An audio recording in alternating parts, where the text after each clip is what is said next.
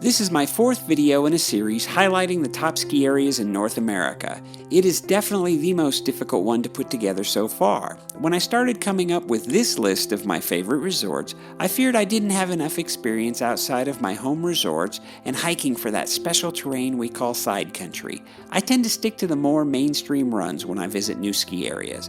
Then I started listing out my favorite places where I have gone off the beaten path and realized I have a bigger problem of keeping it to just 5. I want to enlist your help with this video. I know there are a lot of places I am missing. One problem with Sidecountry is it often isn't on the trail map and you need a local to help you find the best terrain. Tell me your favorite areas in the comments below and I will be sure to check them out and update this video appropriately. So what is Sidecountry? First, it should not be confused with backcountry, where you are completely on your own for both avalanche safety and getting up the hill. While the local mountain may not do extensive avalanche control for Sidecountry, they do patrol adjacent slopes and warn you as you are about to leave the resort. Some even close hiking areas if conditions are too dangerous. You may also benefit from ski areas lifts to help you get most of the way to the top of a mountain. I thought about including a fairly new area in Colorado called Bluebird Backcountry, but realized that it is a completely backcountry resort with absolutely no lift service at all. They do avalanche work, making it safer than most other backcountry areas, but we will leave it for another video as I have yet to ski there, and that is one of the criteria for being eligible for this list. Safety is important when deciding to venture outside normal ski runs. Make sure you never go alone and always carry the proper safety equipment. That means at a minimum of having a beacon, shovel, and probe. Practice with your equipment so you know how to use it. I also recommend skiing Sidecountry with an airbag. Existing research indicates that a deployed airbag will save half of those that otherwise would have died in an avalanche. While it isn't a guarantee you will survive, it does increase your odds significantly.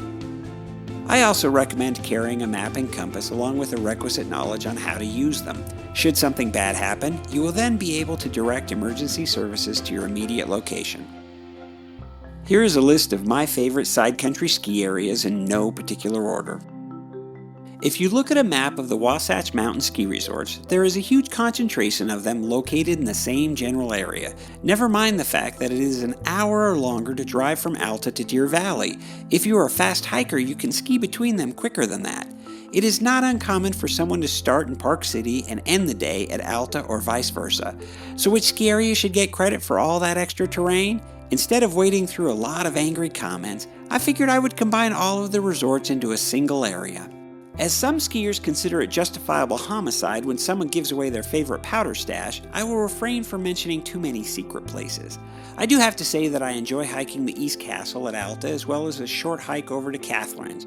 For the more adventurous, you can start at Snowbird and drop into Main Chute, which spits you out at Alta, or hike the ridge out to Pipeline. This only scratches the surface of what's available. So far, the only dislike I have ever received for any of my videos came from a longtime Squallywood skier who only recently bothered to venture outside of Palisades, Tahoe. I'm sure that will change as more people view the videos, but I do have to give credit where the Sidecountry skiing is good, even if the skiers there like to give me grief. Long before Squaw Valley and Alpine Meadows merged into a single resort, I would ride to the top of KT22 and look at the wonderful terrain between the two areas. Now there is a backcountry gate that allows you to ski and hike between them. Of course, there is also the quick hike up the Palisades that has beckoned extreme skiers for years, as well as many other Sidecountry lines at the resort. I have to confess that while I have skied Kirkwood a lot, I have not done a significant amount of Sidecountry skiing there. I do know that the ski area sits a little higher than most other Tahoe resorts, and I have personally experienced the better snow because of that added elevation. I also keep getting unbelievable Sidecountry videos from my buddy Jim showing off the goods. Just don't follow him too closely as he is equally adept at finding rocks as he is at finding waist-deep powder. Good right there, but at least I got around it. Oh! That was a rock. Jackson Hole is one of those resorts that keep popping up on my lists of top ski areas. While they close early in the season, that's actually when the locals go hiking for their turns, and there is a lot to pick from. Jackson also has a lot of side country gates during the regular season that open up some vast terrain that is amazing. My only advice is to go with someone who knows what they are doing, or you could end up with a long hike out ahead of you. I've only spent one day at Crested Butte, but found myself on the high lift, which takes you to some fantastic skiing in Teocalli Bowls. The only problem is that you get to the bottom and have a short hike out. On a good snow year, you also have the option of hiking up Crested Butte Mountain, which has some amazingly steep side country skiing as well.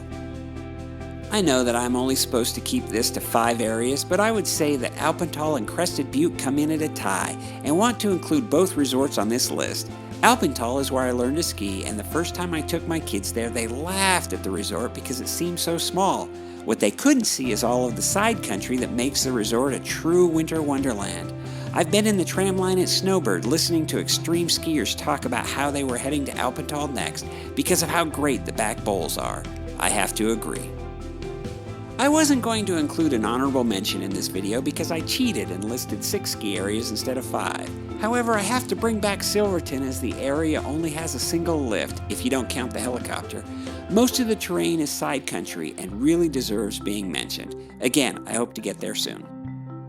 If there is ever a video to disagree with my choices, this is it. Side country is not something visitors ever really experience. I know I am missing a lot of places like Aspen Highlands or Vail, but what I have skied there pales in comparison to what I've listed here. Add your opinions to the comments below and let me know your favorite side country areas. Please like the video and don't forget to subscribe to the channel as there are more videos coming soon, especially if I get a lot of comments on this one.